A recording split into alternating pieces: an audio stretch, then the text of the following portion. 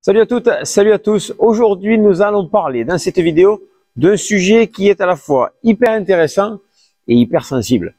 Ce sont les prises de raquettes lorsque nous sommes ici au paddle.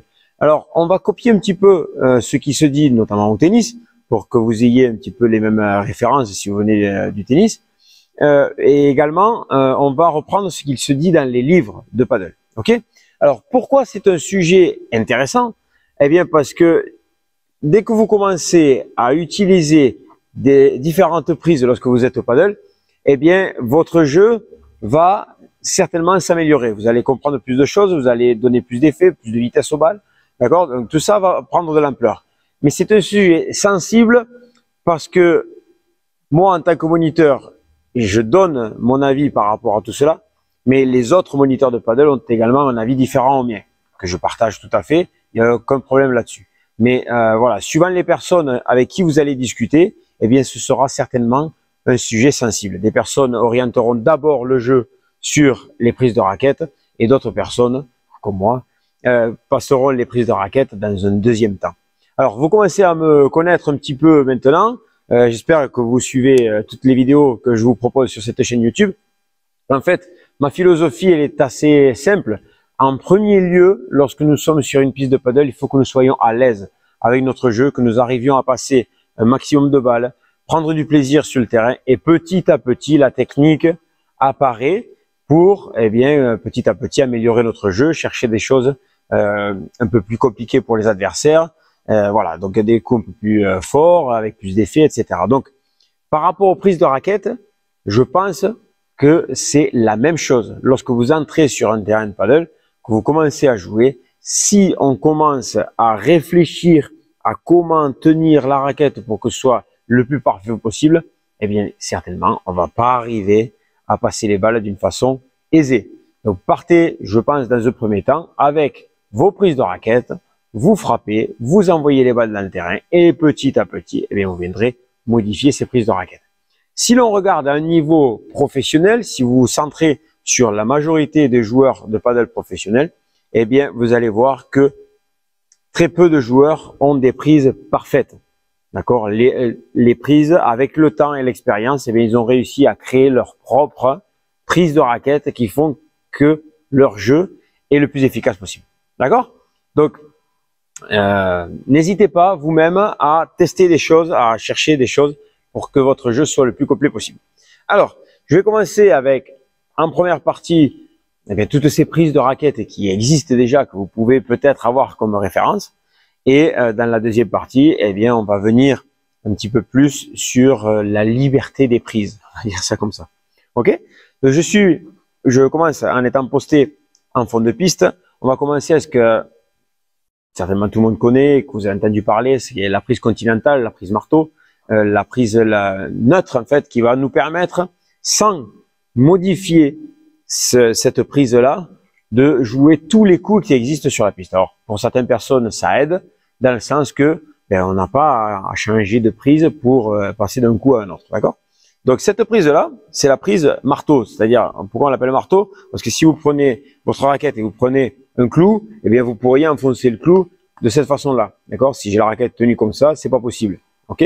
Donc, sur le champ de la raquette, eh bien, on va penser à planter un clou. Une deuxième façon de prendre la prise de raquette marteau, vous mettez votre raquette sous le bras et vous venez poser votre main dessus. Voilà, de cette façon-là, vous avez la prise marteau. Donc, avec cette prise marteau, comme je le disais, vous pouvez jouer des coups droits, vous pouvez jouer des revers, vous pouvez jouer des volées, vous pouvez jouer des ballottes, d'accord? Donc, c'est vraiment la prise la plus complète qui va vous permettre de jouer tous les coups du paddle ou même d'autres sports de raquette, il n'y a aucun problème là-dessus. Ok? Donc ça, ce serait la continentale, la marteau. À partir de cette référence-là, eh bien, soit on va basculer d'un côté du manche, soit on va basculer de l'autre côté du manche. Ok? Donc, on va passer en prise qu'on appelle externe, d'accord? Donc, ça vient de l'anglais. On passe du côté est du manche, d'accord? Et ici, on va faire ce qu'on appelle fermer la prise, c'est-à-dire, vous voyez, on n'est plus de façon droite, on ne peut plus planter le clou, tac, on commence à basculer un petit peu à l'intérieur. Donc ça, ce serait tout ce qu'on appelle les prises coup droit, d'accord, la externe de coup droit, ok. Donc de cette façon-là, on va pouvoir recouvrir les balles, ok. Après celle-ci, on a la full externe de coup droit, c'est-à-dire on va fermer encore un peu plus. Alors ces prises-là sont souvent utilisées au tennis, notamment pour gratter les balles avec des effets liftés. Donc on en a parlé dans une autre vidéo aussi, je vous invite à regarder, mais par rapport au coup droit lifté, donc forcément plus on va fermer la prise, plus ce sera facile de recouvrir la balle, d'accord. Donc que ce soit un externe de coup droit ou un full externe de coup droit, ça peut vous servir aussi pour tout ce qui est service, d'accord. Vous allez arriver à passer sous la balle, à la gratter. Ça peut servir aussi pour des volets, d'accord. Donc voilà, tout ce qui est coup droit se fera avec des prises externes ou full externe. Ok. Si on passe de l'autre côté, ok. Si on passe de l'autre côté du manche, on va passer en prise revers. Ça va? Donc on va appeler ça la externe de revers, ou on va appeler, pour certains, c'est la western de coup droit. Mais bon, bref. Donc là, on passe sur externe de revers. Donc ce sont les prises qui vont vous permettre de jouer tranquillement les revers, les volets de revers, et également des coups de défense, ok, en sortie de vitre, en coup droit, d'accord. Je suis toujours en prise, je ne sais pas si vous le voyez bien, mais je suis en prise, vous voyez que j'arrive pas à vous montrer de face, donc je suis obligé de tourner mon poignet. Mais si je reste naturel, vous voyez comme ça tombe, voilà. Et donc en fait ça c'est la prise de revers qui va me permettre notamment d'aller défendre des sorties de vitre, de travailler des bandejas, de travailler les smash, ok. Donc si on regarde bien, il y a quand même beaucoup de coups de notre côté coup droit, même avec les balles hautes, qui sont joués avec une prise revers. Ok. Donc voilà pourquoi un petit peu dans le monde du paddle, on n'appelle pas forcément ça une prise externe de revers, mais on appelle ça une prise western de coup droit, parce que on rentre un coup droit ici pour aller jouer des balles, notamment la bandeja, la vibora, le smash ou les sorties de vitre, comme je viens de vous le dire. D'accord. Et après on a la full externe de revers ou la full western de coup droit. Mais là, c'est vraiment très peu utilisé. Il n'y a que quelques personnes qui seraient capables d'utiliser ça au paddle. C'est vraiment pas évident, notamment en haut aussi. C'est vraiment très fermé, vous voyez. C'est vraiment assez difficile d'aller trouver les coups. Ok. Donc à partir de là, vous avez les références générales. Donc je vous invite après à aller regarder dans les manuels de paddle, à aller regarder les manuels de tennis aussi, d'aller chercher sur internet si vous voulez vraiment être très précis avec ces prises là. Je vous invite vraiment à faire quelques recherches là-dessus. On trouve vraiment tout, il n'y a aucun problème. Ok. Donc maintenant, passons à la pratique. C'est-à-dire que moi ici, quand je suis joueur de paddle, on va dire que j'ai commencé avec une prise de raquette qui est la mienne. Je joue mes coups, d'accord. J'ai réussi à mettre mes balles dedans, etc. Et j'en arrive à un point où j'aimerais développer un petit peu mon jeu, jouer un peu mieux, etc. Donc n'hésitez pas à chercher tout d'abord quelle est votre meilleure prise pour commencer un point. Je m'explique. Je me prends comme exemple. Tiens, voilà. Donc moi je suis ici en fond de piste. Lorsque je vais retourner un service, par exemple, il faut que j'ai une prise de référence. Ok? Donc moi je ne suis pas en prise coup droit. Pourquoi? Parce que pour passer d'une prise coup droit à une prise revers, pour moi c'est compliqué. Je mets trop de temps. Donc en fait, lorsque je suis ici en défense, je ne sais pas si vous le voyez de là, mais je suis en prise revers.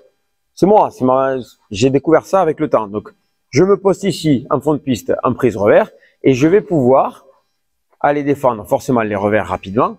Mais si j'ai une sortie de vitre à gérer, je suis déjà avec la bonne prise pour aller défendre les vitres là.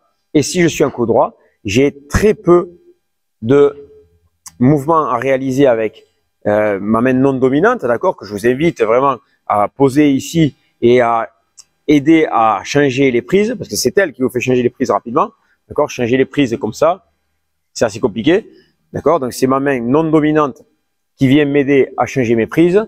Et là, ça y est, je ne sais pas si vous avez fait attention, mais je suis déjà passé en prise coup droit. Ok. Donc prise revers au départ, et là, hop, je suis passé en prise coup droit. Regardez. D'accord. Je vous disais, si je suis en prise revers là, j'arrive pas à vous montrer devant. Donc là, ça y est, je suis passé en coup droit. Ok. Voilà, ça c'est l'expérience qui fait ça, qui me permet de modifier ma prise assez rapidement. Donc je vous invite à chercher ça lorsque vous êtes en fond de piste, d'essayer de vous dire quelle est la prise avec laquelle je suis à l'aise, je peux défendre un maximum de balles. Et depuis cette prise-là, eh bien, pour passer à la prise qui sera un coup droit ou un revers, pour voilà. Donc en fait, cherchez bien tout ça vous-même, ok? Donc moi, je vous ai montré les prises là, mais elles peuvent être entre deux. Je sais pas si vous voyez ce que je veux dire.